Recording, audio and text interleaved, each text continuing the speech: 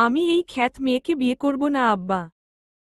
আগে যদি জানতাম আপনারা এই গাইয়া মেয়ের সাথে আমার বিয়ে ঠিক করছেন, তাহলে কোনোদিন এই বিয়েতে রাজি হতাম না।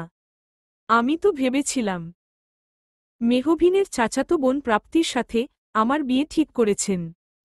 প্রাপ্তিকে কল্পনা করেই এই বিয়ে বাড়িতে আসছি। বিয়ে করলে আমি প্রাপ্তিকেই করব। আয়মানের কথায় পুরো বিয়ে বাড়ি স্তব্ধ হয়ে গেল। কোলাহলে পরিপূর্ণ পরিবেশটা মুহূর্তের মধ্যে শীতল হয়ে উঠল। সবাই আয়মানের মুখশ্রীর দিকে দৃষ্টিপাত করে রেখেছে। বধূ সাজে মেহবিন আঁখি জোড়া ছোট করে আয়মানের দিকে দৃষ্টিপাত করে আছে।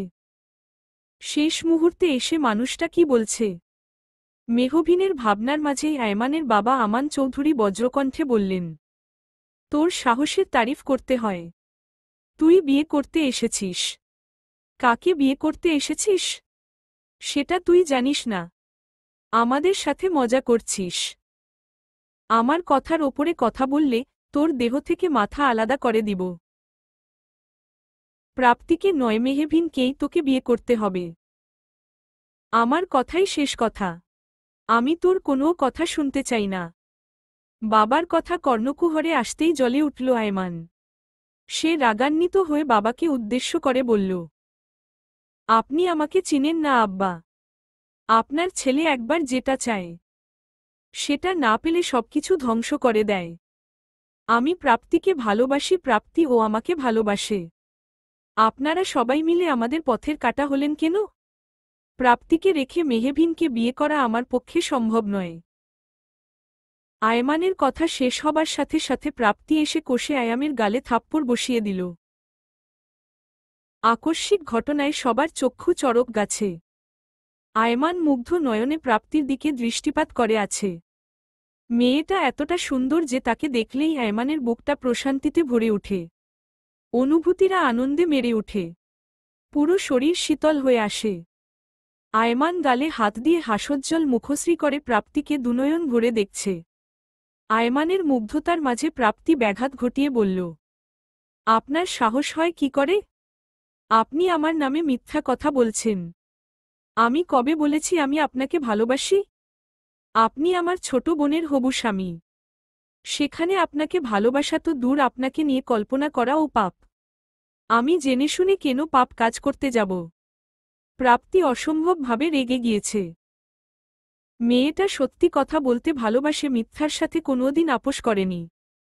আজকে ও মিথ্যার সাথে আপোষ করবে না বলে প্রতিবাদ করতে শুরু করে দিল।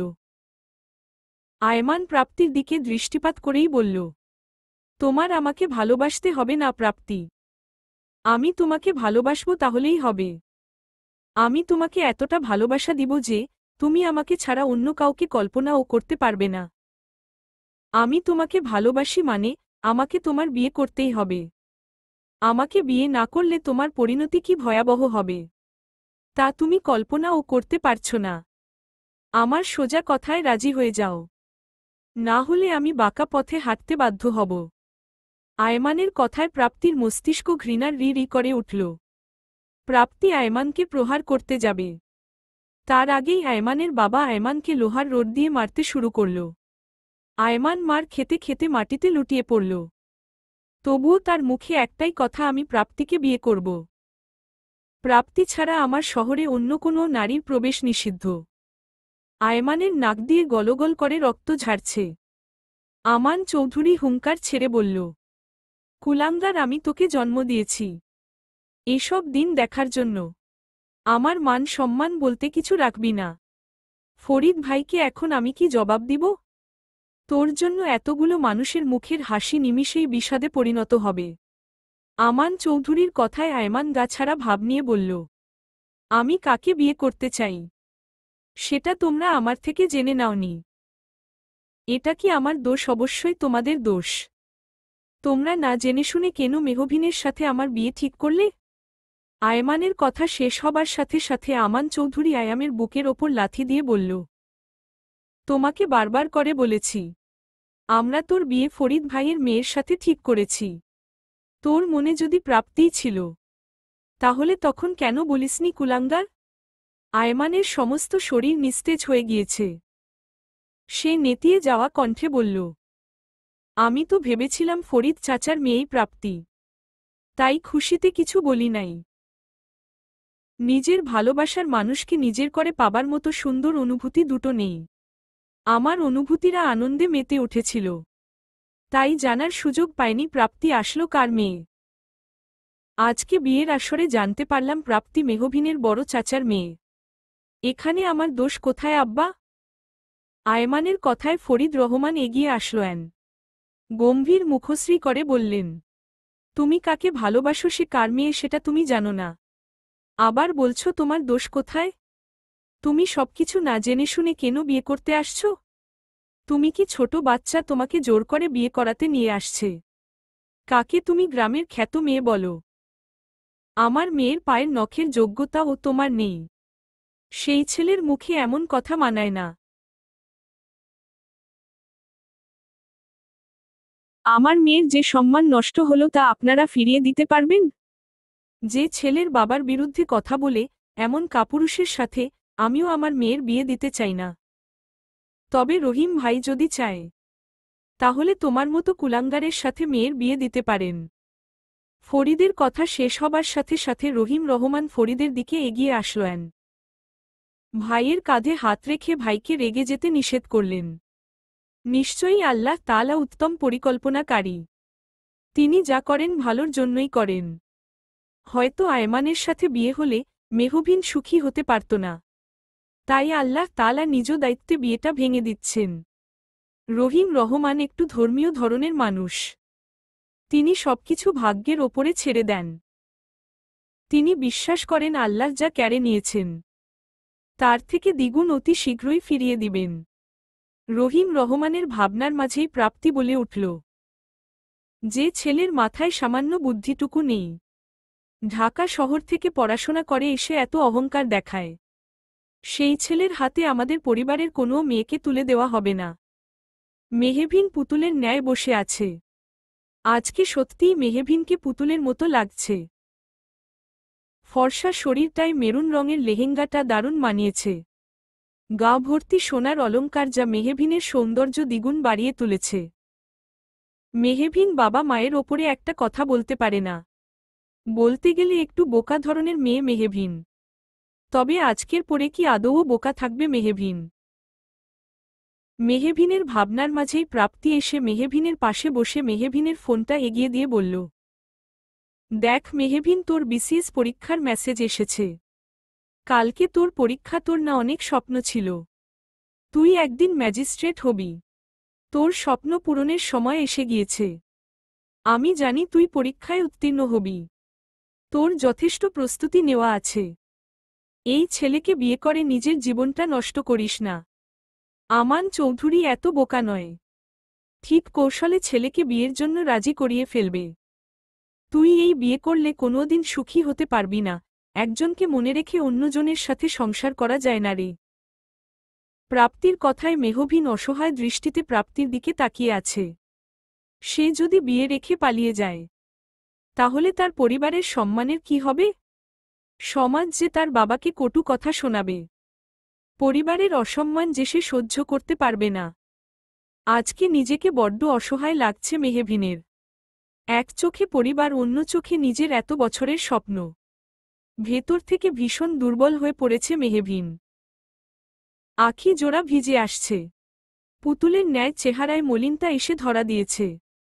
মেহবিনের ভাবনার মাঝেই মেহবিনের মা রাইমা বেগম বললেন, যে ছেলে ভরা লোকজনের সামনে আমার মেয়েকে ছোট করতে পারে, সেই ছেলে বিয়ের পরে আমার মেয়ের কি অবস্থা করবে সেটা আমাদের ভালো করে জানা হয়ে গিয়েছে। আমার মেয়ে তো ফেলে দেওয়ার জিনিস নয়, যে যার তার ঘাড়ে চাপিয়ে দিতে পারলেই বেঁচে যাব। আপনার ছেলে যাকে পছন্দ করে তার সাথেই আপনার ছেলের বিয়ে দিন। রাইমা বেগমের কথা শুনে আমান চৌধুরী নরম কণ্ঠে বললেন, আমার মেহবিনকে পছন্দ। আমার বাড়ির বউ হলে মেহবিনই হবে। আয়মানকে বিয়ের জন্য রাজি করানোর দায়িত্ব আমার।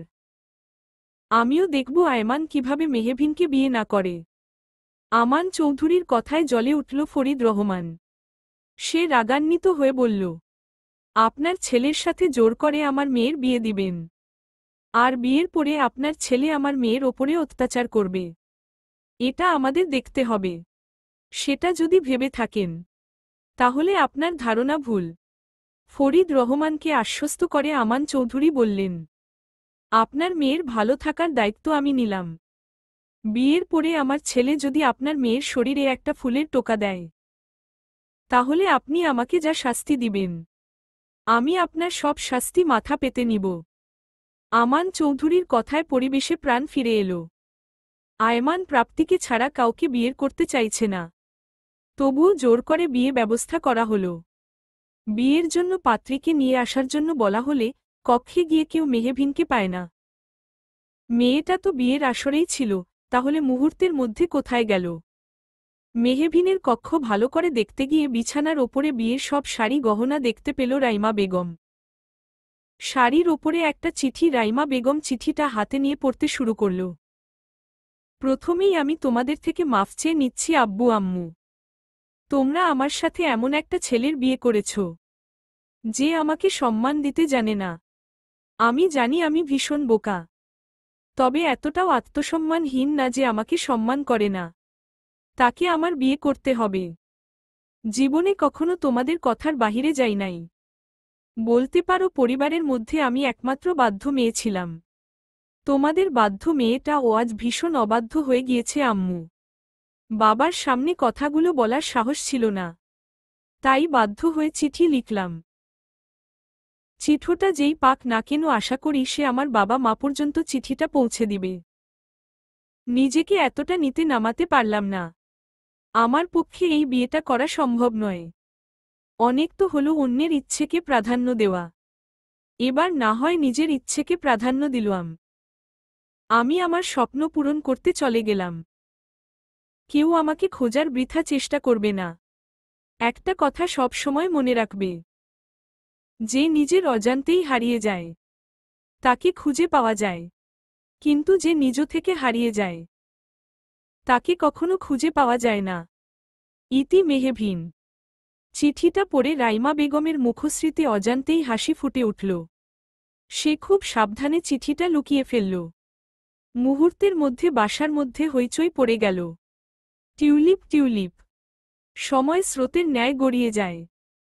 রজনীর আধার কেটে গিয়ে সূর্যের রশ্মি ধরণীর বুকে আছড়ে পড়েছে। দেখতে দেখতে 2টি বছর কেটে গিয়েছে। বাবা মাকে ছাড়া একটা মুহূর্ত যে মেয়েটা থাকতে পারত না, আজ সেই মেয়েটা বাবা মা, পরিবার, আত্মীয় স্বজন সবকিছু ছেড়ে দূর চলে এসেছে।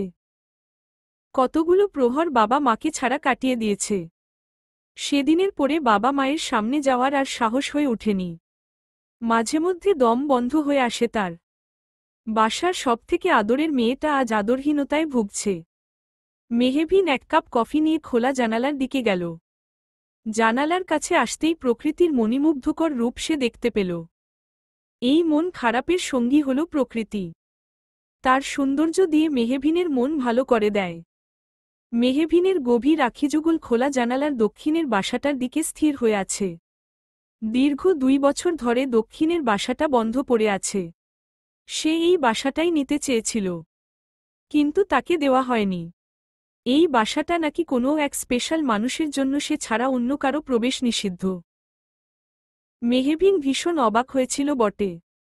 কে সেই মানুষ যার জন্য তার এই বাসায় ঠাঁই হল না? মানুষটার মুখশ্রী দেখার জন্য মেহভিনের ভীষণ আগ্রহ। কবে যে মেহভিনের অপেক্ষার অবসান ঘটবে? সব চিন্তা ভাবনা ফেলে রেখে মেহভিন প্রাপ্তিকে ফোন দিল। আসসালামু আলাইকুম ম্যাজিস্ট্রেট ম্যাডাম। কেমন আছেন? অবশেষে এই অধমকে মনে হলো আপনার? ম্যাজিস্ট্রেট হয়ে আমাদের একদম ভুলেই গিয়েছেন। তা আজ কতদিন পরে ফোন দিলেন? সে খবর কি রাখেন? মেহভিন সালামের উত্তর নিয়ে মলিন কণ্ঠে বলল, আব্বু আম্মু কেমন আছে আপু? তাদের কি আমার কথা একবারও মনে পড়ে না? আমায় কি একটুও দেখতে ইচ্ছে করে না? তারা সত্যিই কি কখনো আমার মুখ দেখবে না? আমার তাদের জন্য ভীষণ মন পুড়ে আপু। তাদের কণ্ঠস্বর শোনার জন্য আমি মরিয়া হয়ে আছি। তাদের ভালোবাসা পাবার জন্য আমি কাঙাল হয়ে গিয়েছি। আমি সবকিছু ছেড়ে তাদের কাছে চলে যাব আপু। তাদের বলো আমি আর চাকরি করব না। তারা যা বলবে যেখানে বলবে আমি সেখানেই বিয়ে করব আপু। আমাকে শুধু তাদের বুকে আগলে নিতে বলো। এই মেহবিন কি বলছিস এসব? তোমার মাথা খারাপ হয়ে গিয়েছে। তুই চাকরি ছেড়ে দিবি মানেটা কি? তুই চাকরি ছেড়ে দিল চাচাকে কে দেখবে? আমাকে প্রতি মাসে টাকা দিবে কে? তুই না অনেক শক্ত মনের অধিকারিণী হয়ে গিয়েছিলি, তবে আজ হঠাৎ এমন পাগলামি কেন করছিস? তুই জানিস না চাচা অনেক অসুস্থ। চাচা আগের মতো কাজ করতে পারে না। তুই টাকা না দিলেও চাচার অনেক কষ্ট হবে। মেয়ে হয়ে বাবার কষ্ট দেখবি। টাকা দিয়ে সবকিছু কেনা গেলে ও কখনো সুখ, শান্তি, ভালোবাসা, আদর কেনা যায় না আপু। আমি টাকা দিয়ে সবকিছু কিনতে পারছি, কিন্তু বাবা মায়ের ভালোবাসা, আদর কিনতে পারছি না। আমি বাবা মায়ের কাছে যেতে চাই আপু। এভাবে আর পালিয়ে থাকতে পারবো না। আমার যা হয় হবে। আমি বাবা মায়ের সামনে গিয়ে দাঁড়াবই। আমি তো কোনো ভুল করিনি। তাহলে আমি কেন এভাবে লুকিয়ে থাকব? আমি একটা কাপুরুষকে বিয়ে করতে পারিনি ঠিকই, কিন্তু আমি একটা ক্ষতি করে আরেকটা সফলতা অর্জন ঠিকই করেছি। আমি আমার সফলতা দিয়ে সবার মন জয় করে নিব। শোন মেহবিন, তুই এখন বাসায় আসিস না। আমি আগে চাচা চাচির মন নরম করে নেই, তারপরে তোকে বাসায় আসতে বলবো। তোকে দেখে চাচা চাচি যদি অসুস্থ হয়ে যায়, তখন তুই কি করবি? নিজেকে ক্ষমা করতে পারবি তো মেহবিন? আমার ভাগ্যে যা আছে আমি মেনে নিয়েছি আপু। আমি যাব না আব্বু আম্মুর কাছে, তুমি বলার পরেই যাব। কথাগুলো বলেই মেহবিন নিরাশ হয়ে ফোন রেখে দিল। মানুষ একটা জায়গায় এসে ভীষণ অসহায় হয়ে পড়ে, আর সেই জায়গাটা হচ্ছে ভালোবাসা। মানুষ পৃথিবীর সব জায়গায় পাথর হাতে পারলেও ভালোবাসার জায়গায় এসে হেরে যায়। ভালোবাসা পেলে হয়ে যায় অবুঝ বাচ্চা। মেহবিন ও তার ব্যতিক্রম নয়। চারিদিকে বৃষ্টি পড়ছে, খোলা জানালা দিয়ে বাতাস বইছে। মেহবিন খোলা জানালার পাশে গিয়ে দাঁড়াল। বৃষ্টির পানির ফোঁটা এসে মেহবিনকে গভীরভাবে আলিঙ্গন করে যাচ্ছে। মেহবিন আখিযুগল বন্ধ করে আছে। তখনই একজোড়া চোখ মেহবিনের দিকে দৃষ্টিপাত করল। আখিযুগল যেন চোখের পলক ফেলতে ভুলে গিয়েছে। স্থির নয়নে মেহবিনকে পর্যবেক্ষণ করে যাচ্ছে। মেহবিন আচমকা চোখ মেলতেই দুজনের চোখাচোখি হয়ে যায়। মেহবিন একজন সুদর্শন যুবককে দেখে বিস্ময় হয়ে পড়ে। 2 বছর পরে অবশেষে খোলা জানালার দক্ষিণের বাসাটায় কেউ আসল। মুহূর্তের মধ্যে মেহবিন আখিযুগল নামিয়ে নিল, দ্রুত হাতে জানালা লাগিয়ে দিল। তখনই কাজের মেয়েটা মেহবিনকে উদ্দেশ্য করে বলল, আফা, আপনি আপনার বোনের কথা শুনবেন না। আমার কেন জানি আপনার বোনকে পছন্দ হয় না। মহিষের শিং যেমন মহিষের কাছে ভারী হয় না, ঠিক তেমনি বাবা মায়ের কাছে সন্তান কোনোদিন বোঝা হয় না। আপনি সামনে গেলে আপনার বাবা মায়ের সব রাগ পানি হয়ে যাবে। মেহবিনের মুখশ্রী রক্তিম বর্ণ ধারণ করল। সে রাগারাগি হয়ে বলল, রূপা, তোমাকে কতবার বলেছি আমার বোনের নামে বাজে কথা বলবে না। আমি যে এতদূর এসেছি, সেটা কার জন্য এসেছি? অবশ্যই প্রাপ্তি আপুর জন্য এসেছি। রূপা আর কিছু বলল না, মুখটা কালো করে রান্নাঘরের দিকে চলে গেল। দীর্ঘদিন পরে নিজের চিরচেনা কক্ষে এসে শান্তির নিঃশ্বাস গ্রহণ করছে মুনতাসিম ফুয়াদ। মুখশ্রীতে তার একরাশ মুগ্ধতা। সে আরিয়ানকে দেখে শান্ত কণ্ঠে বলল, খোঁজ নাও মেয়েটাকে। কালকের মধ্যে আমার সবকিছুর খবর চাই। আপনি চিন্তা করবেন না স্যার, কালকের মধ্যে সব খবর আপনার সামনে চলে আসবে। তোমরা আমার সাথে থাকবে না, সব সময় আড়ালে থাকবে। স্যার, এটা কিভাবে সম্ভব? আমি বলেছি মানে সবকিছু সম্ভব। মুনতাসিমের কথায় আরিয়ান দমে গেল। কোনো কথা না বলে কক্ষ থেকে বের হয়ে গেল। মুনতাসিম ফ্রেশ হয়ে এসে হাতে একটা বাটি নিয়ে মেহবিনের বাসার উদ্দেশ্য রওনা দিল। দরজায় কলিং বেল বেজে উঠতেই রূপা এসে দরজা খুলে দিল। রূপাকে দেখে কিছুটা নারাজ হল মুনতাসিম। সে গাছাড়া ভাব নিয়ে বাসার মধ্যে প্রবেশ করল। রূপা রাগান্বিত হয়ে বলল, আপনার মাথায় কি কোনো সমস্যা আছে? ভেতরে ভদ্রতা বলতে কিছু নেই। একটা মানুষের বাসায় হুট করে ঢুকে পড়লেন। আমি আপনার কাছে আসি নাই, তাই আপনার কাছে কৈফিয়ত দেওয়ার প্রয়োজন মনে করছি না। আপনি আপনার বাসার মালকিনকে ডাকুন, তার সাথে আমার কথা আছে। যা বলার আমাকে বলুন। আপাকে বলা মানে আমাকে বলা। আমি আর আপা দুই দেহ এক আত্মা। আমি তোমার আপাকে চুমু খেতে এসেছি। গালটা এগিয়ে দাও। তোমাকে চুমু খেয়ে চলে যাই। তুমি তোমার আপাকে বলে দিও, একজন এসেছিল আপনাকে চুমু খেয়ে গিয়েছে। মুনতাসিমের কথায় রূপা আখিযুগল গোল গোল করে তাকাল। সে রাগান্বিত হয়ে বলল, অসভ্য লোক, আপনি জানেন আপনি কার বাসায় এসেছেন? আমি চাইলে আপনার কি অবস্থা করতে পারি সে সম্পর্কে আপনার কোনো ধারণা নেই। চিৎকার চেঁচামেচি শুনে মেহেভিন কক্ষ থেকে বের হয়ে আসল। মেহেভিনকে দেখে মুনতাসিম সালাম দিয়ে কুশল বিনিময় করল। মুনতাসিমের গিরগিটির মতো রং বদলে যেতে দেখে রূপা বিস্ময় নয়নে মুনতাসিমের দিকে তাকিয়ে আছে। মেহেভিন গম্ভীর কণ্ঠে বলল, কিছু বলবেন ভাইয়া? মেহেভিনের মুখে ভাইয়া ডাকটা পছন্দ হল না মুনতাসিমের। সে মুখশ্রী গম্ভীর করে ফেলল, কিন্তু থমথমে মুখে বলল, আপনার পাশের বাসায় আজকেই আমি এসেছি। সবকিছু নিয়ে এসেছি। বাসায় এসে দেখি লবণ নিয়ে আসতে ভুলে গিয়েছি। যদি আমাকে একটু লবণ দিতেন তাহলে আমার উপকার হতো। আমি কালকে সকালেই আবার দিয়ে যাব। তখনই রূপা হুঙ্কার ছেড়ে বলল, মিথ্যা কথা আপা, সে আপনাকে চুমু খেতে এসেছে। আমার অনুমতি না নিয়ে বাসার মধ্যে চলে আসছে। রূপার মিথ্যা কথা বলার স্বভাব আছে, সেটা মেহেভিন জানে। সেজন্য মেহেভিন রক্তিম চোখে রূপার দিকে তাকাল। রূপা থামল না, বলতেই থাকল, শুধু তাই না আপা, সে আমাকে বলেছে। গাল এগিয়ে দাও, আমি চুমু খেয়ে চলে যাই। রূপা আর একটা বাজে কথা বললে আমার থেকে খারাপ কেউ হবে না। আপনি আপনার কাজের মেয়েকে সঠিক শিক্ষা দিতে পারেননি। কখন কোথায় কি বলতে সেটা জানে না। আমি বোধহয় ভুল জায়গায় ভুল করে চলে এসেছি। মেহেভিন ভদ্রতা বজায় রেখে বলল, বাচ্চা মেয়ে বুঝতে পারেনি। আপনি আমার সাথে আসুন, আমি আপনাকে লবণ দিচ্ছি। মুনতাসিম রূপার দিকে তাকিয়ে বলল, আপনি না তখন বললেন আপনারা দুই দেহ এক আত্মা, তাহলে আপনার ব্যবহার এত বাজে কেন? আপনার আপার থেকে কিছু শিখতে পারেন না। কথাগুলো বলেই মেহেভিনের সাথে রান্নাঘরে চলে গেল। রূপা মুনতাসিমের দিকে তাকিয়ে মুখ বাঁকাল। মানুষটাকে তার একদম পছন্দ হয়নি। মুনতাসিমও যেন রূপাকে পছন্দ করেনি। বহুদিন পরে প্রাপ্তি আসলো মেহেভিনদের বাসায়। প্রাপ্তিকে দেখেই রাইমা বেগম আর ফরিদ রহমান এগিয়ে আসলেন। রাইমা বেগম অসহায় কণ্ঠে বলল, কি রে মেহেভিনের কোনো খোঁজ পেয়েছিস?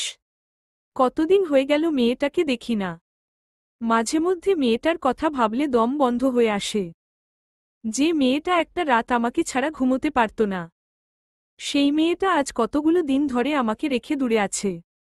তোর সাথে মেহেভিনের কথা হলে মেহেভিনকে বলে দিস। মেহেভিনকে আমরা মাফ করে দিয়েছি। সে যেন বাড়ি ফিরে আসে। আমরা আমাদের মেয়েকে চাই, আমাদের আর কিছু চাই না। ফরিদ রহমান প্রাপ্তির হাত ধরে বলল, তোর সাথে মেহেভিনের গভীর সম্পর্ক। আমি জানি তোর আর মেহেভিনের যোগাযোগ আছে।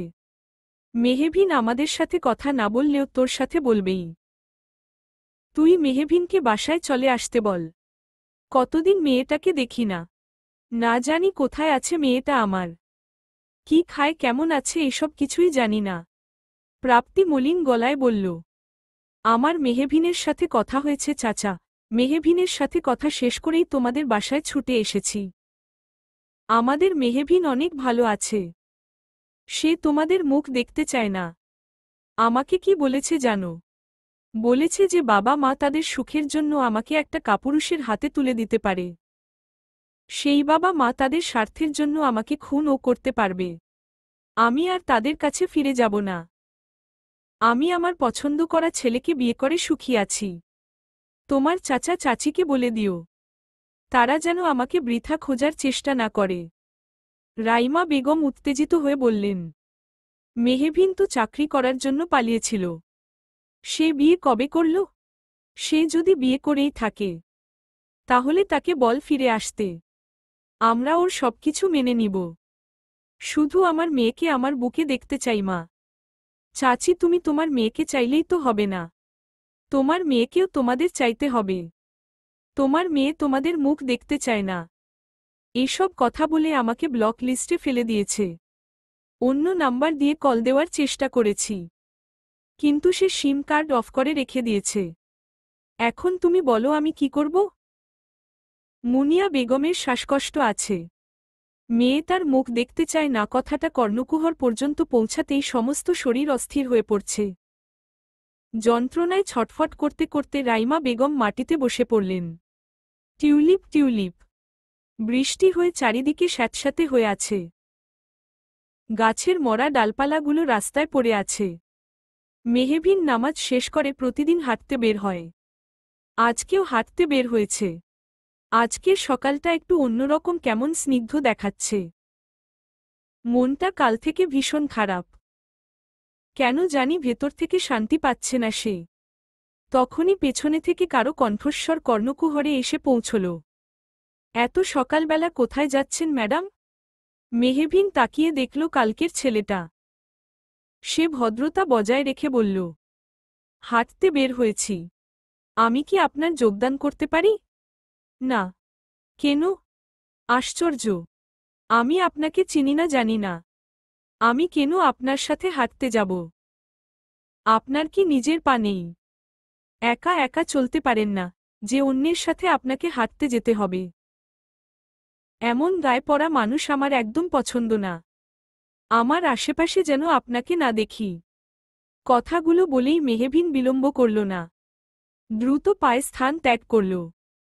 মুনতাসিম মেহবিনের যাওয়ার দিকে দৃষ্টিপাত করে আছে। মেহবিন বাসায় এসে দম নিয়ে বিছানায় বসল। কণ্ঠস্বর কুসুমের ন্যায় কোমল করে রূপাকে ডাকল। রূপা এসে মেহবিনের পাশে বসল। রূপা ভালোমতোই জানে মেহবিন এখন তাকে কি করতে বলবে। তবুও রূপা প্রশ্ন করল, কিছু বলবেন আপা? তোকে এখন মায়ের সাথে কথা বলতে হবে। কালকে মনটা খারাপ থাকায় কল দেওয়া হয়নি। দিয়ে কি বলবো আপা? আপনি আমাকে সবকিছু শিখিয়ে দেন, না হলে ভুলভাল কিছু বলে ফেলব। আজকে বেশি কিছু বলতে হবে না, মায়ের ভালো মন্দ খবর নিবি। কথাগুলো বলেই রাইমা বেগমের নাম্বারে ফোন দিল। একবার ফোন বেজে কেটে গেল। দ্বিতীয়বার ফোন দিতেই ফোনটা রিসিভ হল। একটা গম্ভীর কণ্ঠস্বর কথা বলে উঠল। মানুষটার কথা কর্ণকুহরে আসতেই বুকের ভেতরে মোচড় দিয়ে উঠল মেহবিনের। বিষাদে ছেয়ে গেল মনটা, চেয়েও মাথা উঁচু করে বলতে পারছে না, আব্বু আমি তোমাদের হতভাগা মেয়ে মেহবিন। কথা বলার সাহস হয়ে উঠল না। সে রূপাকে বলতে শিখিয়ে দিল। রূপা সালাম দিয়ে বলল, বাবা কেমন আছেন? মা কোথায়? মায়ের ফোন আপনি তুললেন যে? এই মেয়ে তোমাকে কতবার নিষেধ করেছি তুমি আমার অর্ধাঙ্গিনীর ফোনে ফোন দিবে না। তোমার উদ্দেশ্য কি বলো তো? এই নিষ্ঠুর ধরনীর বুকে নিজের স্বার্থ ছাড়া কেউ এক কদম হাঁটে না।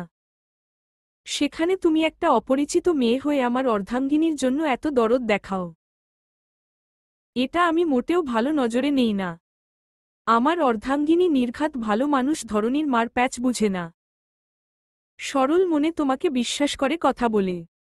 আজকের পর থেকে তাকে ফোন দিল আমি অন্য ব্যবস্থা নিব। আপনি রেগে যাচ্ছেন কেন? আমার মনে কোনো পাপ নেই। আমার আল্লাহ জানে আমি কোনো খারাপ উদ্দেশ্য নিয়ে মায়ের সাথে কথা বলি না। আমি মায়ের আদর ভালোবাসা পাবার জন্য মায়ের সাথে কথা বলি। আজ যদি আমার নিজের মা থাকত তাহলে কি আমি আপনার অর্ধাঙ্গিনীর কাছে ফোন দিতাম বলেন? আমাকে একটা বার মায়ের সাথে কথা বলিয়ে দেন। আমি আর বিরক্ত করব না। তাকে দেওয়া যাবে না। কাল থেকে সে ভীষণ অসুস্থ। শুনেছ, এবার রাখো, আর কখনো ফোন দিবে না। কথাগুলো বলেই কল কেটে দিল। মায়ের অসুস্থতার কথা শুনে মেহবিনের ভেতরটা অস্থির হয়ে উঠল। যন্ত্রণায় কেমন ছটফট করতে লাগল।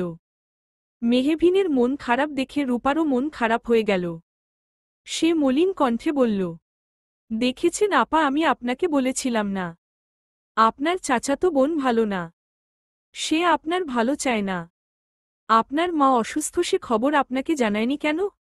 রূপার কথায় মেহবিন রূপার থেকে ফোনটা নিয়ে নিল। প্রাপ্তির নাম্বার বের করে ফোন দিল। হ্যাঁ মেহবিন বল, এত সকালে কি মনে করে ফোন দিলই? আপু আম্মু কেমন আছে? চাচি তো ভালোই আছে। সকালেও চাচির সাথে কথা হয়েছে। একটু আম্মুর কাছে নিয়ে গিয়ে ফোনটা দিবে। চাচি তোর সাথে কথা বলতে চায় না। তোর মুখও দেখতে চায় না। সে কথা আমি আম্মুর মুখে শুনতে চাই। তোর নাম শুনলেই চাচি রেগে যাবে। বেশ ভালো, তো তুমি তাহলে ফোনটা লাইনে রাখো। আমি কলে আছি, সে কথা আম্মুকে বলবে না। তুমি আম্মুর কাছে গিয়ে আমার কথা তুলো। আমি দেখতে চাই আম্মু কি বলে। মেহবিনের কথায় প্রাপ্তি অনুভূতি শূন্য হয়ে পড়ে। মাথা কাজ করছে না। বুদ্ধিরা জোট বেঁধে পালিয়েছে। এখন সে মেহবিনকে কি জবাব দিবে? প্রাপ্তির নীরবতা মেহবিনকে ভাবাচ্ছে, গভীরভাবে ভাবাচ্ছে। প্রাপ্তি কি তার থেকে কিছু আড়াল করছে? নিজের ক্যারিয়ার গড়তে গিয়ে তবে কি সে পরিবারের থেকে দূরে সরে এসেছে? নিজের সাফল্য অর্জনের আশায় সে এতটাই ব্যস্ত, পরিবারের দিকে তাকানোর সময় হয়নি।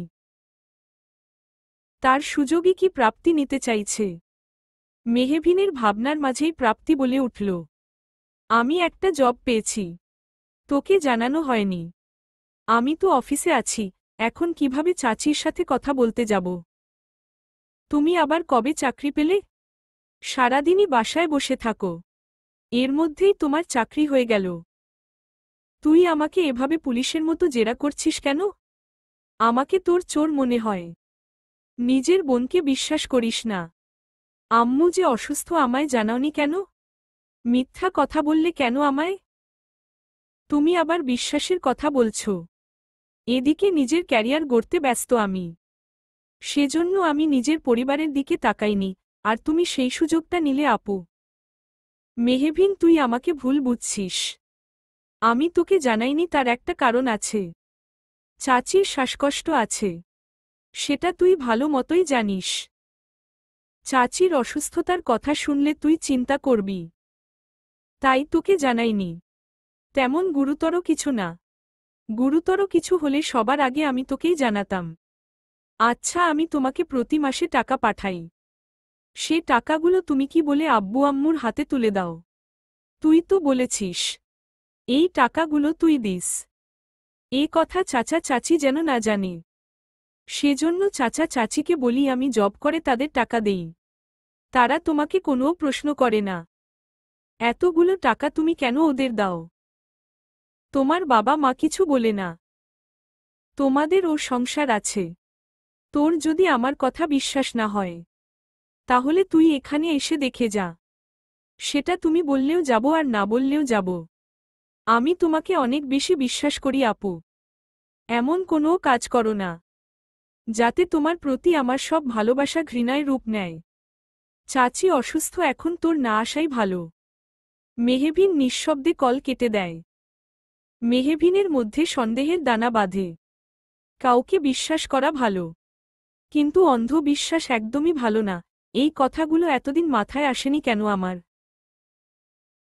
সারাদিন বাহিরের শত্রু খুঁজতে গিয়ে ঘরের শত্রু চিনতেই ভুল করলাম আমি। মেহবিনের মস্তিষ্ক শূন্য হয়ে পড়েছে। কোনো বুদ্ধিই তার মস্তিষ্কে এসে ধরা দিচ্ছে না। এভাবে ভেঙে পড়লে চলবে না। সবকিছু ঠান্ডা মাথায় ভাবতে হবে। অন্ধকার রুমের মধ্যে বসে আছে প্রাপ্তি। তার সামনে বসা আগন্তুক। প্রাপ্তির মুখশ্রীতে বিরক্তির ছাপ স্পষ্ট।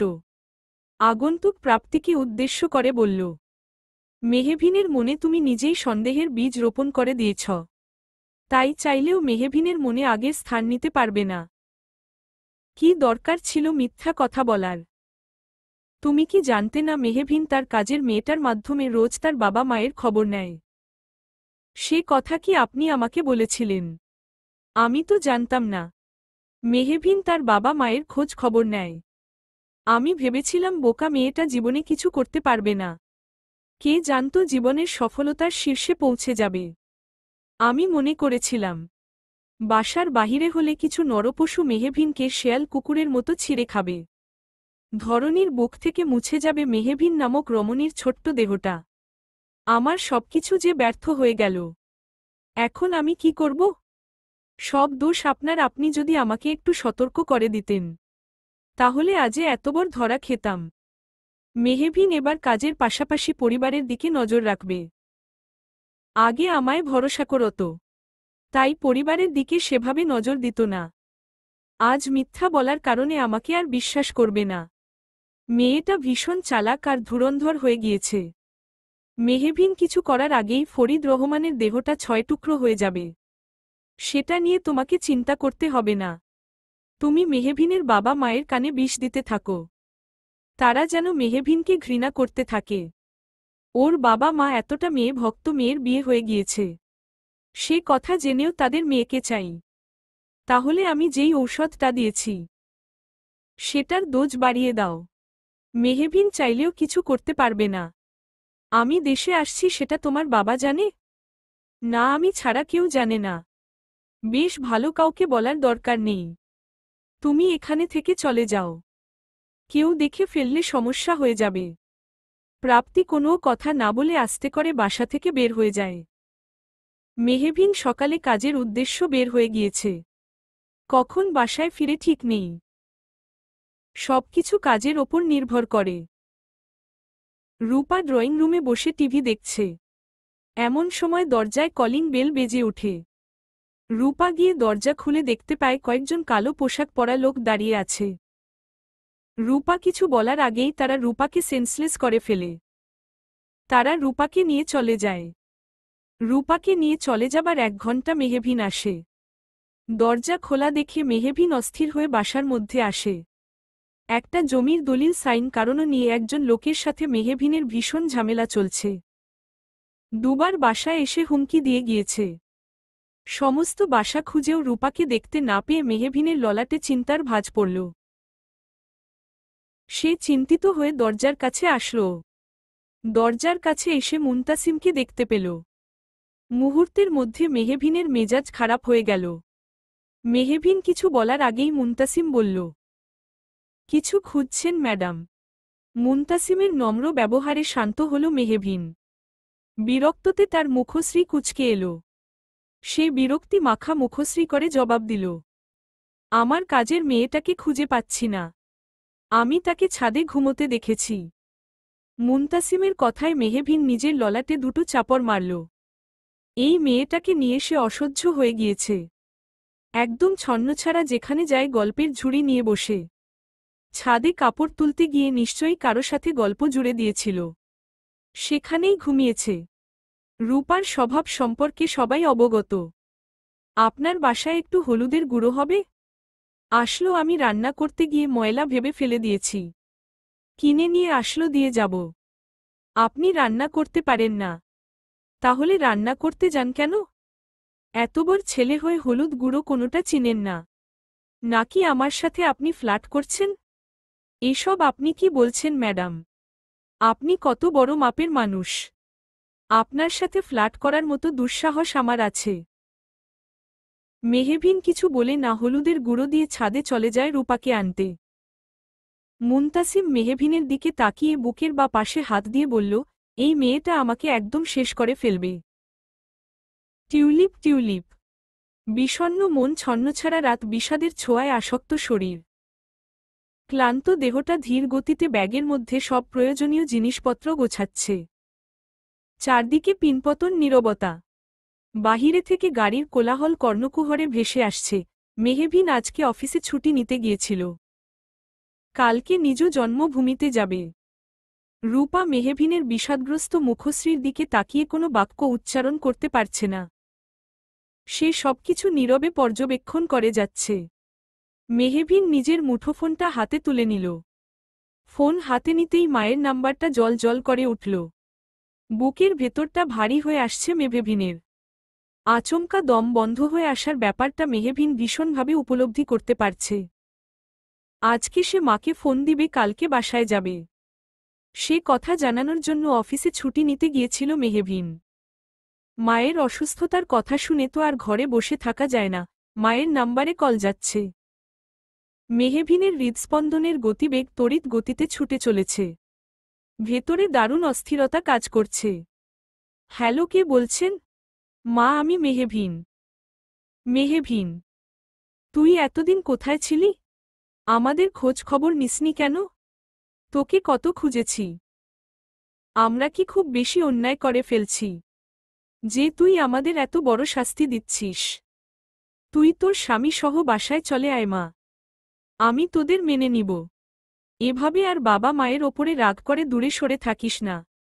তোর চিন্তায় তোর বাবা আর আমি শেষ হয়ে যাচ্ছি রে মা। রাইমা বেগম মেয়ের কল পেয়ে যেন উন্মাদ হয়ে গিয়েছে। মেহভিনকে কথা বলার সুযোগ দিচ্ছে না। মেহভিন বিস্মিত হয়ে মায়ের কথা শুনছে। সে বিয়ে করেছে, অথচ সে নিজেই জানে না তার মা কি সবকিছু নিজের মনমতো বানিয়ে নিয়েছে। সে পালিয়ে এসে বিয়ে করে সংসার করছে। মেহভিন শান্ত কণ্ঠে বলল, আম্মু, তুমি উত্তেজিত হবে না।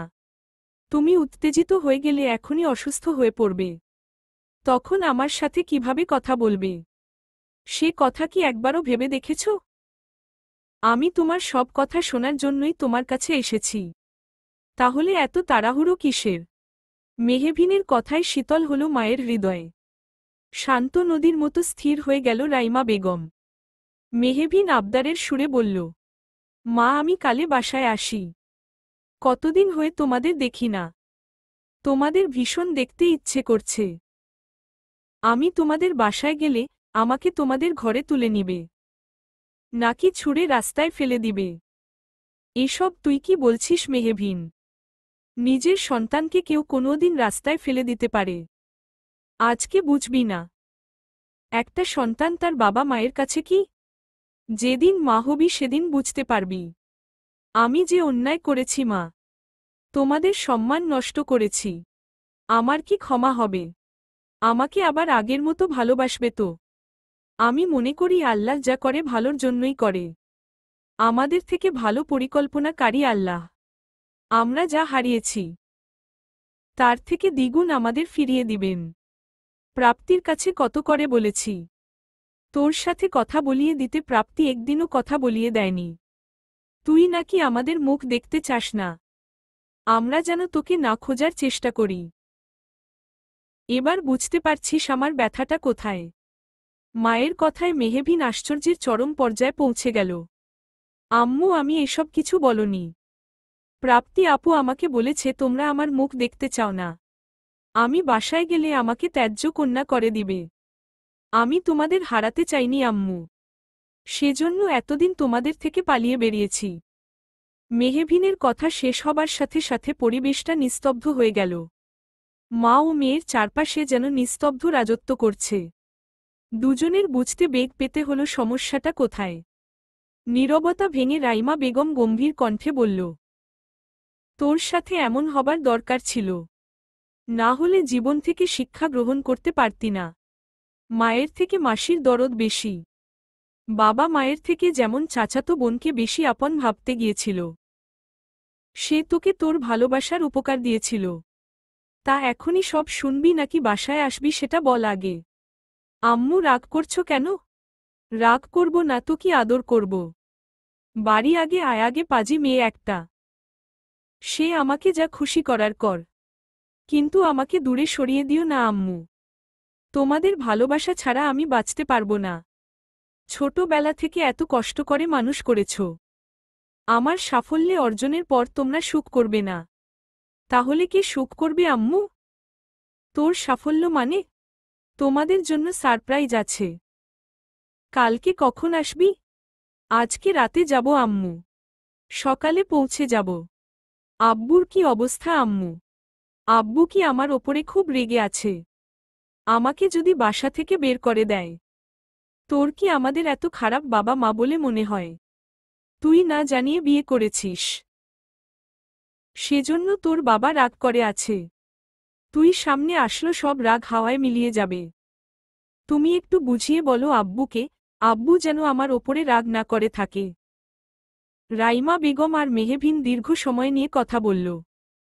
বহুদিন পরে মেয়ের সাথে কথা বলে রাইমা বেগমের বুকটা প্রশান্তিতে ভরে গেল। কালকে তার মেয়ে আসুক। প্রাপ্তির বাবাকে ডেকে প্রাপ্তির সব কুকীর্তি কথা জানাবে। মেহভিন রূপাকে ডেকে বাসায় যেতে বলল। কয়টা দিন মেয়েটা বাসায় গিয়ে বিশ্রাম নিক। সে রাতেই চলে যাবে। সে একটু মুক্ত পাখির ন্যায় চারদিকে উড়ে বেড়াতে চায়। তাই নিজের গাড়ি থাকা সত্ত্বেও বাসের টিকিট কেটেছে সে। রাত 12টায় গাড়ি। বাসায় যেতে যেতে প্রভাতের আলো ফুটে যাবে। বাসায় তালা লাগিয়ে 1 ঘন্টা আগেই প্রাপ্তি বেরিয়ে পড়ল। শহরের পরিবেশটা গ্রামের বিপরীত চিত্র। গ্রামের পরিবেশ রাত গভীর হবার সাথে সাথে মরুভূমিতে পরিণত হয়। আর শহরের অলিতে গলিতে রাতভর গাড়ি চলাচল করে।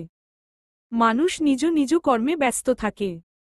সোডিয়ামের হলুদ আলোয় পুরো শহর আলোকিত হয়ে থাকে। মেহবিন বাসে উঠে বসল।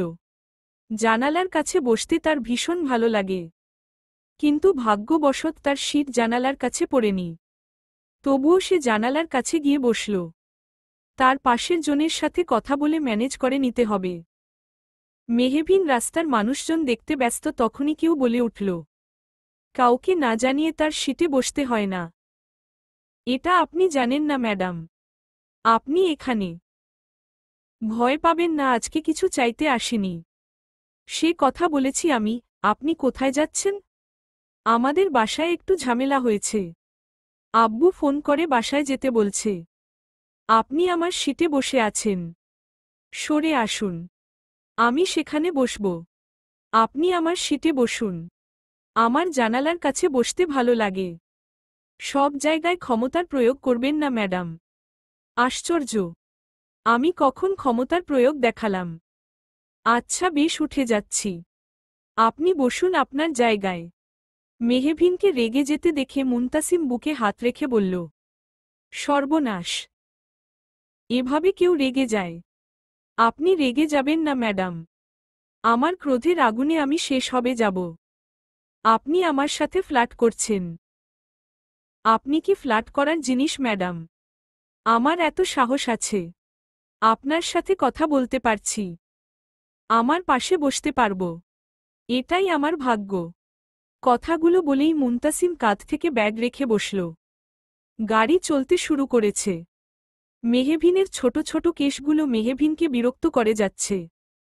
মেহবিন গাড়ির জানালার নিচে চিবুক ঠেকিয়ে রাতের সৌন্দর্য উপভোগ করছে। রাতের শীতল হাওয়া মেহবিনের মুখশ্রী স্পর্শ করে যাচ্ছে। তা দেখে মুনতাসিমের ভীষণ ঈর্ষা হচ্ছে। সে যদি এভাবে তাকে ছুঁয়ে দেখতে পারত। সে বুঝতে পারছে না। মেয়েটা সামনে আসলোই তার সবকিছু এলোমেলো হয়ে যায়। মেয়েটা সামনে আসলো, তার ক্রোধ, অহংকার, আত্মসম্মান সবকিছু কোথায় জানি হারিয়ে যায়। আজ ভীষণ করে বাবার কথা মনে পড়ছে। ধরনীর বুকে চলার পর এমন একজন মানুষ আসবে, যার কাছে তোমার ক্রোধ, অহংকার, আত্মসম্মান কিছুই থাকবে না। সবকিছু লুটে নিয়ে যাবে মানুষটা। তোমাকে করে তুলবে বেহায়া। সবকিছুর পরেও তুমি মানুষটাকে চাইবে।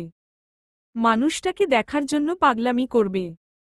মানুষটার কণ্ঠস্বর শোনার জন্য ছটফট করবে। মানুষটার শূন্যতা তোমার ভেতরটাকে অস্থিরতায় কাঁপিয়ে তুলবে। যাকে ছাড়া তোমার নিজেকে শূন্য মনে হবে, অর্থহীন মনে হবে। এমন একটা সময় আসবে তুমিও পরিবর্তন হবে। তুমিও কারো বাধ্য হয়ে যাবে। তবে কি বাবার কথা সত্যি হয়ে যাবে? কথা ভাবতেই ভেতর থেকে ক্রোধ নিয়ে আসার চেষ্টা করল মুনতাসিম। নাহাজ তার ক্রোধ তার নিয়ন্ত্রণের বাহিরে কিছুতেই ধরা দিতে চাইছে না। ভেতর থেকে অদ্ভুত এক শিহরণ বয়ে যাচ্ছে। অনুভূতিরা আনন্দ মেতে উঠেছে। মনের শহরে আন্দোলন শুরু হয়ে গিয়েছে। মনের অলিতে গলিতে মিছিল করে বলছে, তোমাকে ভালোবাসার যুদ্ধে হারিয়ে দিব মুনতাসিম ফুয়াদ। তোমার ছন্নছাড়া জীবন গুছিয়ে দিব। কারো ভালোবাসার চাঁদের মুড়িয়ে দিব। সেদিন আর বেশি দেরি নেই। একা থাকার সব অহংকার মাটির সাথে মিশিয়ে দিব। মুনতাসিমের ভাবনার মাঝেই অনুভব করল, একটা মাথা তার কাঁধ দখল করে নিয়েছে। মুহূর্তের মাঝে মুনতাসিম নিজের কাঁধের দিকে দৃষ্টিপাত করল। এই তো সেই চেহারা, যে চেহারা দেখে তার মনের দারুণ সর্বনাশ হয়েছিল। কি আছে এই চেহারার মধ্যে যা তাকে ভেতর থেকে দুর্বল করে দিয়েছে?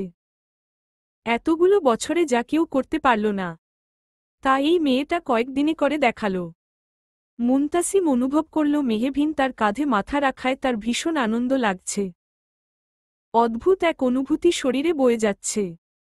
মুনতাসিম নড়াচড়া করল না, চুপ করে বসে আছে, যেন মেহবিনের নিদ্রা না ভেঙে যায়। চারিদিকে প্রভাতের আলো ফুটে গিয়েছে। গাড়ি এসে নিজ গন্তব্যে থেমে গিয়েছে। মুনতাসিম সারারাত ঘুমোয়নি। সে ঘুমালে যদি মেহবিনের ঘুম ভেঙে যায়।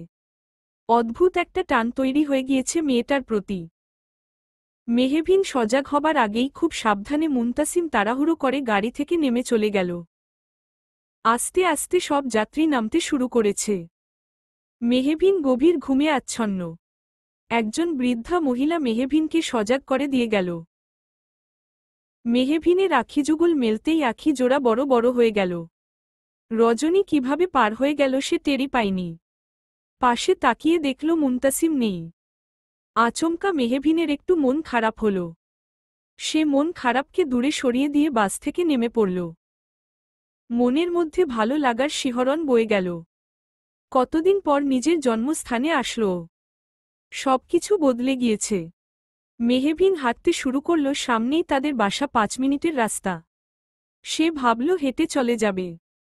যেই ভাবা সেই কাজ। চারদিকে সবুজ ধানক্ষেত আর মাঝখানে পিচ ঢালাই করা রাস্তা। দেখলেই মনটা ফুরফুরে হয়ে যায়। মেহবিন যত বাসার দিকে অগ্রসর হচ্ছে ততই পুরো শরীর কাঁপছে। ভেতরটা ভয় কাবু হয়ে আসছে। তার বাবা যদি তাকে ফিরিয়ে দেয়, তাহলে সে কি করবে? ভালোবাসার মানুষের অবহেলা সে সহ্য করতে পারবে না। এসব ভাবতে ভাবতেই বাসার কাছে চলে আসল। দরজার কলিং বেলে চাপ দিল মেহবিন। ভেতরে দারুণ অস্থিরতা কাজ করছে। দম বন্ধ হয়ে আসছে। তার বাবা যদি এসে দরজা খুলে দেয়, তখন সে কি করবে ভাবতেই একটা দীর্ঘশ্বাস বেরিয়ে আসল। Tulip tulip. চৌধুরী বাড়ির প্রতিটি মানুষের মুখশ্রীতে বিষাদের স্বাদ এসে ধরা দিয়েছে। পুরো বাড়ি শীতল হয়ে আছে। কারো মুখে কোনো বাক্য উচ্চারিত হচ্ছে না। তখনই মুনতাসিম বাসার মধ্যে প্রবেশ করল। মুনতাসিমকে দেখেই সবার মুখশ্রীতে আধার ঘনিয়ে এল। মুনতাসিম কারো সাথে কথা না বলে নিজের কক্ষে চলে গেল। একটু পরে ফ্রেশ এসে হয়ে সোফায় গা এলিয়ে দিয়ে বসল। মুনতাসিমের সামনে বসে আছে রিয়াদ চৌধুরী। সে মুনতাসিমের গম্ভীর মুখশ্রীর দিকে তাকিয়ে আছে। মুনতাসিম গম্ভীর কণ্ঠে বলল, কিসের জন্য ডেকেছেন আব্বা? আপনাদের জন্য একান্তে কিছু সময় কাটাতে পারব না। আমাকে ছাড়া আপনাদের জীবন বেশ চলে যায়। প্রয়োজন পড়লে আমাকে স্মরণ করেন। তা আজ কে কি অন্যায় করেছে, যার জন্য আমাকে জরুরি তলব করে ডাকা হলো? ছেলের কথায় বুকটা ভারী হয়ে আসল। মনের মধ্যে হাহাকার নেমে এল। সে কি সত্যি ছেলেকে ভালোবাসে না? শুধু কি প্রয়োজনেই ছেলেকে কাছে ডাকে? ছেলে শুধু প্রয়োজনটাই দেখল, তার ভালোবাসা দেখল না। বুকটা খা খা করছে। রিয়াদ রহমানের সে একটা দীর্ঘশ্বাস ছেড়ে বলল, মাশরাফি আবার বাজে ছেলেদের সাথে গিয়েছিল। সেখানে ধূমপানসহ নেশাদ্রব্য শরীরের মধ্যে নিয়েছে। এলাকার বৃদ্ধ দেখে আমার কাছে বিচার দিয়েছে। আয়মান তার ছোট ভাইকে শাসন করতে দেয় না। এভাবে চলতে থাকলে পরিবারের মান সম্মান সব ধুলোয় মিশে যাবে। এখন তুমি সিদ্ধান্ত নেও। তুমি কি করবে? শাসন করবে নাকি আয়মানের মতো নিজের দায়িত্ব পালনে ব্যর্থ ভাই হিসেবে গণ্য হবে? রিয়াদ চৌধুরীর কথা কর্ণকুহরে পৌঁছাতেই মুনতাসিমের শিরা উপশিরা কেঁপে উঠল। মস্তিষ্ক টগবগ করে উঠল। আখিযুগল রক্তিম বর্ণ ধারণা করেছে। হুঙ্কার ছেড়ে মাশরাফিকে ডাকল।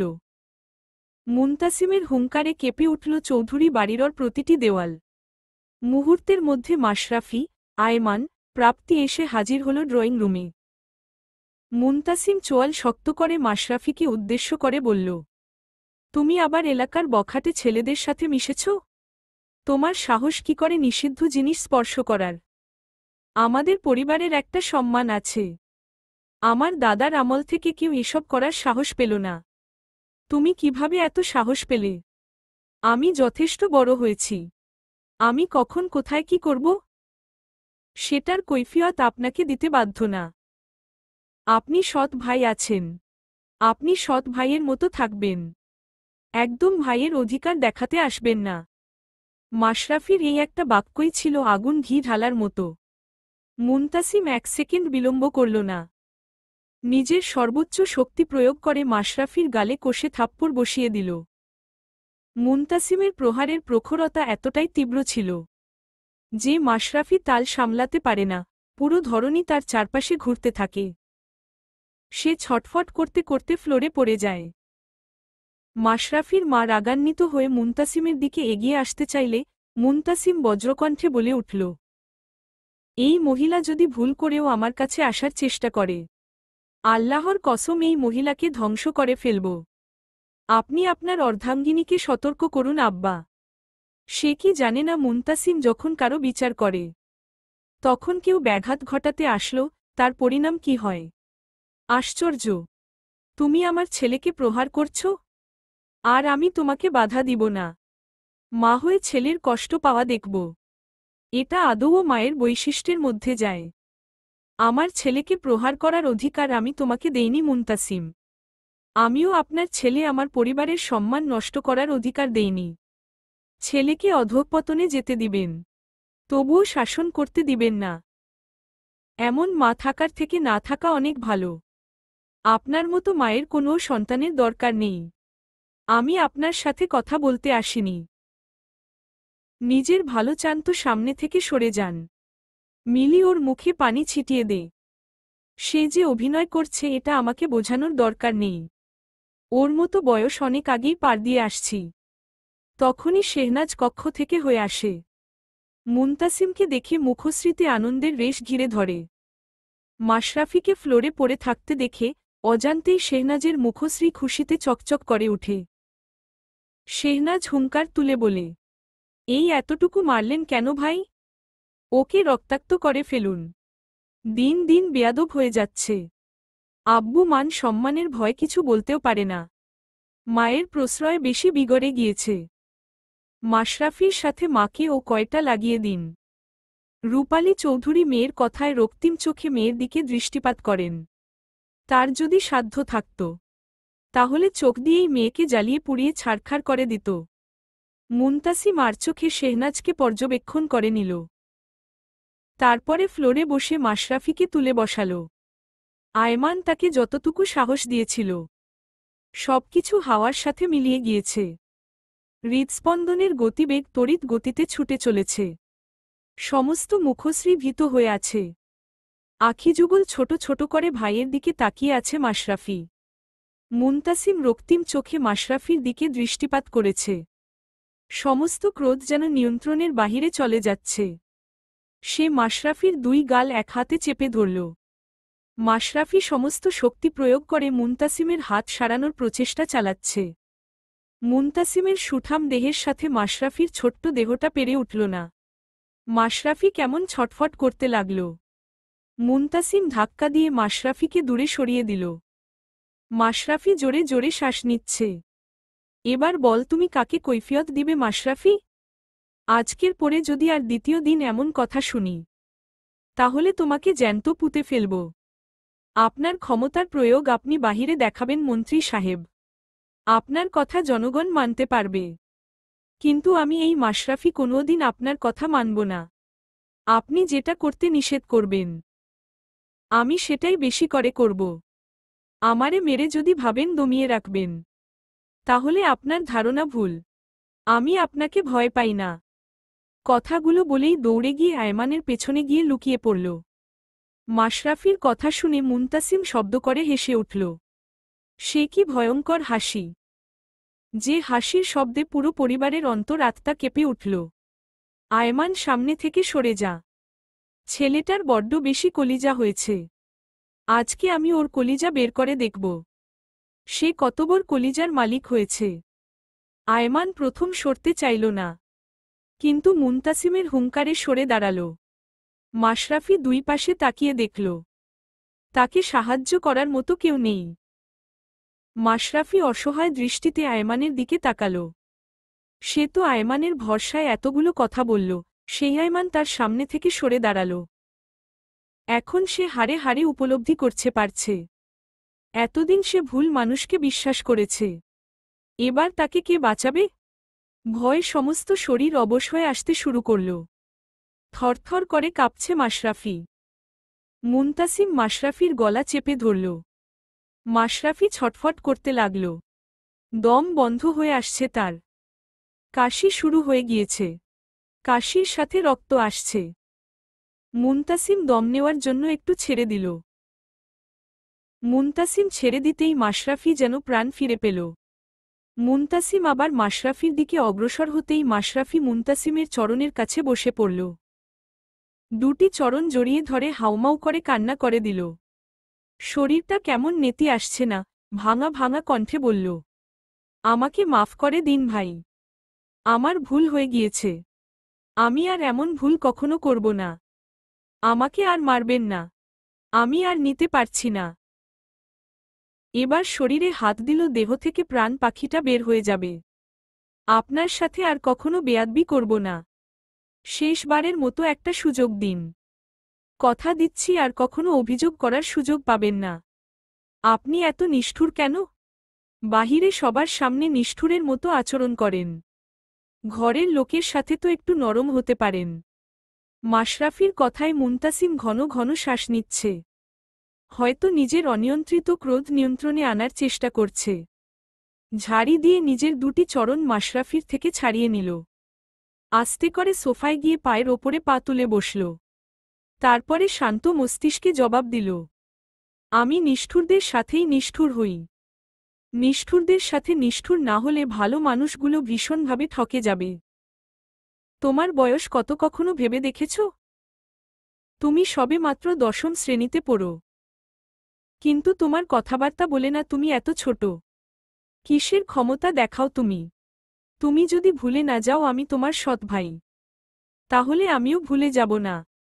তোমার সাথে আমার পরিবারের সম্মান জড়িয়ে আছে। আর আমার পরিবারের সম্মান যে নষ্ট করার চেষ্টা করবে, তার প্রতি আমি এতটা ভয়ঙ্কর হব, যা কেউ কল্পনাও করতে পারবে না। আমাকে আরও কঠিন ও নিষ্ঠুরতম হতে বাধ্য করো না, মাশরাফি বাঁচতে পারবে না। অন্যায়ের সাথে আমি মুনতাসিম ফুয়াদ কখনো আপোষ করিনি, আর ভবিষ্যতেও করব না। আমার পরিবারের নিয়ম নীতি মেনে চলতে পারলে আমাদের বাসায় থাকবে, আর না হলে আমাদের বাসা থেকে বের হয়ে গিয়ে যা খুশি করার করবে। আব্বাকে বলে দিব আব্বা যেন তোমাকে ত্যাজ্জা পুত্র করে দেন। মুনতাসিমের কথা শেষ হবার সাথে মাশরাফি ফ্লোরে ঢলে পড়ল। সবাই মাশরাফিকে নিয়ে ব্যস্ত হয়ে পড়ল। রূপালী চৌধুরী রাগান্বিত হয়ে রিয়াদ চৌধুরীকে উদ্দেশ্য করে বলল, তোমার ছেলের হাত আমি চূর্ণবিচূর্ণ করে দিব, তার সাহস কি করে হয়? আমার সামনে আমার ছেলেকে রক্তাক্ত করে ফেলছে। সে তো বুঝিয়ে বলতে পারত, তুমি একটা টু শব্দ করলে না।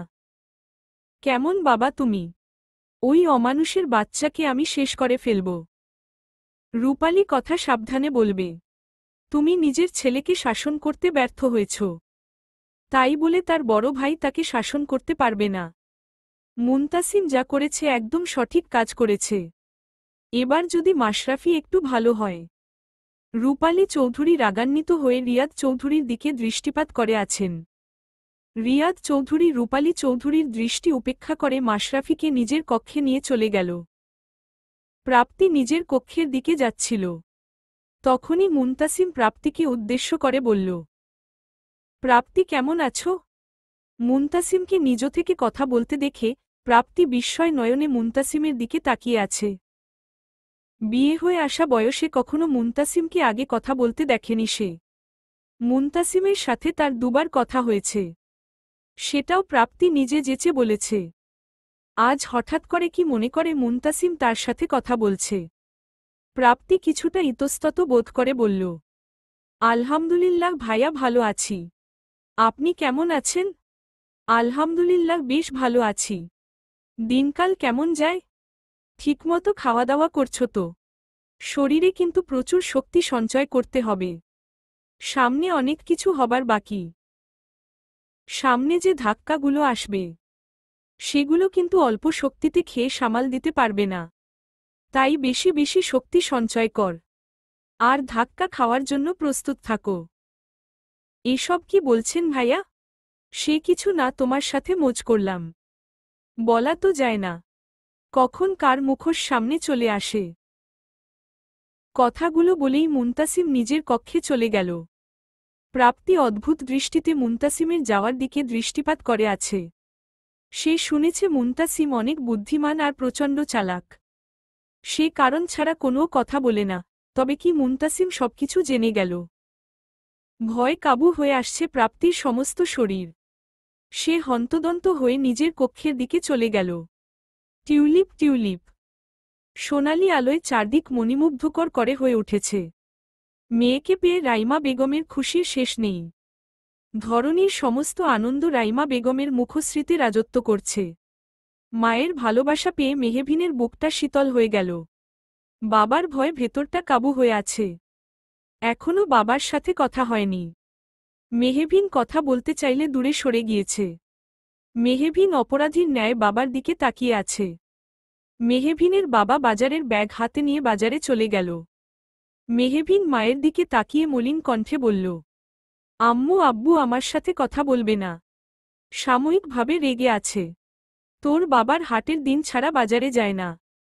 দেখলি না তোকে দেখে বাজার গেল। নিশ্চয়ই তোর পছন্দের সব খাবার নিয়ে আসবে। আমার খাবার চাই না আম্মু। আমার আব্বুর ভালোবাসা চাই। তুই শুধু খাবার নিয়ে আসতে যেতে দেখলি। বাবার ভালোবাসি আর দায়িত্ব দেখলি না। এতগুলো দিন আমাদের ছেড়ে দূরে ছিলি। কজন তোকে দায়িত্ব নিয়ে খাইয়েছে? তুই চিন্তা করিস না। আমি তোর বাবাকে সবকিছু বুঝিয়ে বলবো। সারারাত জার্নি করে এসেছিস। এবার একটু ঘুমিয়ে নিবি চল। প্রাপ্তি আপুর কাছে থেকে একটু ঘুরে আসি। সে তো বাসায় নেই। তাকে গিয়ে বাসায় পাবি না। তাহলে কার কাছে যেতে চাইছিস? মানে? কেন তোর প্রাণপ্রিয় বোন বলেনি সে বিয়ে করেছে? মায়ের কথায় বিস্ময় নয়নে মায়ের দিকে দৃষ্টিপাত করে আছে মেহবিন। মানুষ কতটা জঘন্য হলে দিনের পরে দিন এতগুলো মিথ্যা কথা বলতে পারে? কথাগুলো ভাবতেই ঘৃণায় পুরো শরীর রি করছে। তবে ভেতর থেকে অদ্ভুত এক খারাপ লাগা কাজ করছে। তার ভালোবাসায় কোনো খাদ ছিল না। বাস্তবতা তাকে শিখিয়ে দিল, চাচাতো বোনরা কখনো আপন বোন হতে পারে না। মেহবিন গম্ভীর মুখশ্রী করে বলল, তা কার সাথে বিয়ে হয়েছে আপুর? আয়মানের সাথে বিয়ে হয়েছে। খবর পেয়েছি প্রাপ্তি আর আয়মানের আগে থেকেই প্রেমের সম্পর্ক ছিল। দুজন দুজনকে ভীষণ ভালোবাসত। কিন্তু পরিবারের ভয় কেউ তা প্রকাশ করতে পারেনি। মূলত আমাদের সম্মান নষ্ট করার জন্যই তারা এসব করেছে। প্রাপ্তির বাবার থেকে তোর দাদা তোর বাবাকে বেশি জমি দিয়েছে। সেজন্য প্রাপ্তির বাবার তোর বাবার ওপরে ভীষণ রাগ।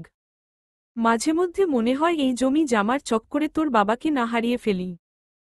একদম বাজে কথা বলবে না আম্মু। ভুলে যেও না আম্মু, তোমাদের মেয়ে আর আগের মতো বোকা নেই। আমি থাকতে আমার আব্বুর কেউ কোনো ক্ষতি করতে পারবে না। আম্মু তুমি আমার সফল হবার গল্প শুনবে না? না। কেন? কারণ আমি প্রথম থেকেই সবকিছু জানি। তোর একটা বার মনে হলো না? হুট করে একজন মহিলা তোর কাছে এল, তোর পাশে দাঁড়ালো, তোর দুঃসময়ে তোকে ভরসা দিল, টাকা পয়সা দিয়ে সাহায্য করল। এগুলো কি সে এমনি এমনি করেছে? মায়ের কথায় বাকরুদ্ধ হয়ে গেল মেহবিন। তার মা এসব কিছু জানল কিভাবে? সে তো এসব কথা কারো সাথে গল্প করেনি। মেহবিনের ছোট্ট হৃদয়ে সন্দেহের দানা বাঁধে। সে মায়ের মুখশ্রীর দিকে তাকিয়ে জবাব দিল, এত কিছু তুমি জানলে কিভাবে? প্রাপ্তি তোকে আগে পিছে কখনোই পছন্দ করত না, কিন্তু সেটা বাহিরে প্রকাশ করত না। তোকে পালিয়ে যেতে সে এ কারণে সাহায্য করেছে, যেন রাস্তার কিছু নরপিশাচ তোকে ছিঁড়ে ছিঁড়ে খায়। আমাদের সম্মান নষ্ট করে সে সুখী হতে চেয়েছিল। কিন্তু আমি যে তোর মা, তোকে 10 মাস 10 দিন গর্ভে ধারণ করেছি। তোর বেড়ে ওঠা, কথা বলা, হাঁটা চলা সবকিছু আমার হাত ধরে হয়েছে। সেই মেয়েকে আমি কিভাবে বিপদের মুখে ঠেলে দিতে পারি? সেদিন তোর চিঠিটা আমি পেয়েছিলাম। তোর ফোনের লোকেশন ট্র্যাকিং করাই আমি। তুই যেখানে গিয়েছিলি সেখানে আমি আমার বেস্ট ফ্রেন্ড সামিরাকে পাঠাই। তোর যত টাকা পয়সা সব সামিরা দিয়েছে ভেবেছিস? সবকিছু আমি দিয়েছি। তোর নানা আমাকে যে জমিটুকু দিয়েছিল সেটা বিক্রি করে তোকে টাকা দিয়েছি, যেন তুই ভালো থাকিস। সামিরার থেকে তোর খোঁজ খবর নিয়েছি, তাই নিশ্চিন্তে থাকতে পেরেছি। তোর বাবাকে ভরসা দিয়েছি। তোর বাসার কাজের মেয়েটাকে দিয়ে রোজ আমার খবর নিতি। সেটাও আমি জানতাম, কিন্তু কখনো বুঝতে দিতাম না। আমি শুধু দেখতে চেয়েছিলাম তুই কবে নিজ থেকে আমার সাথে কথা বলিস। সাফল্যের অর্জনের পরে যদি আমাদের ভুলে যেতি, তাহলে ভাবতাম একটা কুসন্তান জন্ম দিয়েছি। কিন্তু এখন মনে হচ্ছে তোকে জন্ম দিয়ে ভুল করিনি। আমাদের মুখ তুই উজ্জ্বল করেছিস। ভাবিস না তোর টাকা পয়সা খেতে পারবো জন্য এসব বলছি। বাবা মা তার সন্তানের সাফল্য চায়, এতেই তাদের সুখ, শান্তি, তৃপ্তি। তোর টাকার আমার দরকার নেই মা। আমাদের যা আছে তা দিয়ে জীবন চলে যাবে। তুই আমাকে জিনিস কিনে খাওয়ার জন্য যে টাকাগুলো পাঠাতি, আমি সেগুলো জমিয়ে রাখতাম। তোর বাবার হাতের সমস্যা হলে সেগুলো দিতাম। তোর বাবাকে আজও জানাতে পারিনি, তবে জানানোর সময় এসে গিয়েছে। এভাবেই জীবনে এগিয়ে যা আর সমাজের কিছু কটু লোকের মুখ বন্ধ করে দে। এখানেই আমার প্রাপ্তি। আমি জানতাম আমার মেয়েটা বড্ড বোকা আর সরল, সেজন্য আড়াল থেকে পাশে থেকেছি। তুই যেন শক্ত হয়ে আমাদের সামনে দাঁড়াতে পারিস। লক্ষ্য অর্জনের পথে আপন মানুষের দেখা পেলে মানুষ শক্তিহীন হয়ে যায়। দুর্বল হয়ে পড়ে আমি তোকে দুর্বল করতে চাইনি। মায়ের কথায় বাকরুদ্ধ হয়ে গেল মেহবিন। কণ্ঠনালী দিয়ে এক বাক্য উচ্চারিত হচ্ছে না। সে আসলেই বোকা, ভীষণ বোকা। স্বার্থের পৃথিবীতে কেউ এক পা লড়ে না। সেখানে একটা অচেনা মহিলা তাকে সাহায্য করল, সেটা সে বিশ্বাস করল। এর পেছনে মা নামক যোদ্ধার এত বড় অবদান রয়েছে, সেটা সে গুণ অক্ষরেও টের পেল না। নিজের মাকে নিয়ে ভীষণ গর্ব হচ্ছে মেহবিনের। সেজন্য সামিরা আন্টি আমার কাছে বেশি দিন থাকেনি, প্রয়োজন মতো থেকেছিল। তুমি আমার জন্য এত কিছু করেছ, আমাকে জানাওনি কেন আম্মু? আমি আসলেই বোকা। প্রথমে তাকে নারী পাচারকারী ভেবেছিলাম, সব সময় ভয় থাকতাম। প্রাপ্তি আপু আমার সাথে এত বড় বিশ্বাসঘাতকতা করল। আমি যে তার কাছে প্রতি মাসে তোমাদের জন্য টাকা পাঠাতাম, সে টাকাগুলো কি তোমাদের দেয়নি? 3 মাসের মতো আমাদের টাকা দিয়েছিল। কিসের টাকা বলেনি? রোজ বলতাম তোর সাথে কথা বলিয়ে দিতে, কিন্তু সে আজেবাজে কথা বলতো। আমি যে তোর বিষয়ে সবকিছু জানি, এটা কাউকে বুঝতে দিতাম না। সবার সাথে অভিনয় করে যেতাম। তুই আমার নিজের মেয়ে, তোকে রেখে নিশ্চয়ই প্রাপ্তিকে বেশি বিশ্বাস করব না। মাঝে মধ্যে প্রাপ্তি আপুকে আমার সন্দেহ হতো, কিন্তু কাজের চাপে সেগুলাকে গুরুত্ব দিতাম না। এবার বাসায় এসেছি, প্রাপ্তি আপুকে সামনে বসিয়ে নিয়ে সবকিছু ফায়সালা হবে। সে এখন অনেক বড় বাড়ির বউ, তাকে কিছু বলার সাধ্য আমাদের আছে। এসব বিষয়কে ইস্যু করে তোকে হারাতে চাই না। উপরে একজন আছে, সবকিছু দেখছেন, বিচার করে দিবেন। কিন্তু তুই প্রাপ্তির কাছে টাকার হিসাব চাইবি। তোর পরিশ্রমে ফল সৎ মানুষকে খেতে দিস, অসৎ মানুষকে ভোগ করতে দিস না। কথাগুলো বলতে গিয়ে বুকটা ভারী হয়ে আসলো রাইমা বেগমের। তিনি আর কোনো কথা বলতে পারলেন না। মনের গহীনে বহু ব্যথা লুকিয়ে আছে। দুঃখ কষ্ট দিয়ে ভেতরটা ভীষণ ভারী হয়ে আছে। মুনতাসিম নিজের কাজে মনোযোগ দিয়ে আছে। তখনই শেহনাজ মুনতাসিমের কক্ষে প্রবেশ করে। শেহনাজের উপস্থিতি টের পেয়ে মুনতাসিম গম্ভীর কণ্ঠে বলল, কারো কক্ষে প্রবেশ করার আগে অনুমতি নিতে হয়। এটা কি তুমি জানো না? তোমাকে আবার নতুন করে শিখাতে হবে। সেটা অন্য মানুষের কক্ষে প্রবেশ করার আগে অনুমতি নিতে হয়, নিজের ভাইয়ের কক্ষে না। সে তুমি আমাকে আপন বোন ভাবতে নাই পারো, কিন্তু আমি তোমাকে মনে প্রাণে নিজের ভাই মনে করি। আজকাল ভার্সিটিতে একটা ছেলের সাথে তোমাকে বেশি দেখা যাচ্ছে। ছেলেটা কে শেহনাজ? ভাইয়া তুমি যেমনটা ভাবছ আসলো তেমনটা না। সে আসলো আমার জাস্ট ফ্রেন্ড। শেহনাজ তুমি ভুলে যাচ্ছ তুমি কার সাথে কথা বলছ। আমাকে তোমার বাচ্চা ছেলে মনে হয়। আমাকে দায়িত্বহীন ভাই বা ছেলে মনে করবে না। কে কোথায় যাচ্ছে, কে কোনো পয়েন্টে চলছে, সেটা আমার থেকে ভালো কেউ জানে না। আমি চুপ করে থাকি তার মানে এই না যে আমি কথা বলতে জানি না। পরবর্তীতে ওই ছেলের সাথে তোমাকে দেখলে ছেলের জান যাবেই। সাথে তোমার অবস্থাও আমি খারাপ করে দিব। আহির অনেক ভালো ছেলে ভাইয়া। আমি আহিরকে অনেক ভালোবাসি। আহিরকে ছাড়া অন্য কাউকে ভালোবাসা আমার পক্ষে সম্ভব নয়। মুনতাসিম রক্তিম চোখে শেহনাজের দিকে দৃষ্টিপাত করল। বোনকে সে ভীষণ ভালোবাসে, শেহনাজের জায়গায় অন্য কেউ থাকলে তাকে এখনই ধ্বংস করে ফেলত। শেহনাজ ভীত হয়ে দাঁড়িয়ে আছে। ভাইয়ের সামনে গলা উঁচু করে কথা বলার সাহস নেই। কথায় আছে মানুষ প্রেমে পড়লে তার সাহস দ্বিগুণ বেড়ে যায়। শেহনাজ তার জলজ্যান্ত প্রমাণ। মুনতাসিম চোয়াল শক্ত করে বলল, তুমি আমার থেকে মানুষ বেশি চিনো? তুমি যদি একজন সৎ রিকশাওয়ালাকে ভালোবাসতে তাহলে আমি নিরদ্বিধায় তোমাকে তার হাতে তুলে দিতাম। কিন্তু তুমি এমন একজনকে ভালোবেসেছ যার হাতে তোমাকে তুলে দেওয়া কখনোই আমার পক্ষে সম্ভব না। মস্তিষ্ক গরম হয়ে যাচ্ছে। আমি রেগে যাবার আগে আমার কক্ষ থেকে বের হয়ে যাও শেহনাজ। ভাইয়ের কথার ওপরে কথা বলার সাহস হয়ে উঠল না শেহনাজের। সে নিঃশব্দে কক্ষ থেকে বের হয়ে গেল। তার ভাই কারণ ছাড়া কোনো কথা বলে না। তাহলে কি আহিরের মধ্যে কোনো সমস্যা আছে? কিন্তু আহিরকে যে আমি ভীষণ ভালোবাসি। আমি আহিরকে ছাড়া থাকব কিভাবে? কথাগুলো ভাবতেই শেহনাজের বুকটা ভারী হয়ে আসতে শুরু করল। ভেতরটা হাহাকারে ভরে উঠছে। মনটা ভীষণ করে জ্বলে উঠল। তবে তাকে সারা জীবনের জন্য আহিরকে হারাতে হবে। কথাগুলো ভাবতেই দম বন্ধ হয়ে আসছে শেহনাজের। সূর্য বিদায় নিয়েছে। চারিদিকে আধার ঘনিয়ে আসছে। দূর থেকে ঝিঝি পোকার ডাক কর্ণকুহরে এসে পৌঁছাচ্ছে। চারদিক মৃদু হাওয়া বইছে। শীতল হাওয়া এসে মেহবিনের শরীর স্পর্শ করে যাচ্ছে। মেহবিন মায়ের অনুমতি নিয়ে প্রাপ্তির সাথে দেখা করতে যাচ্ছে।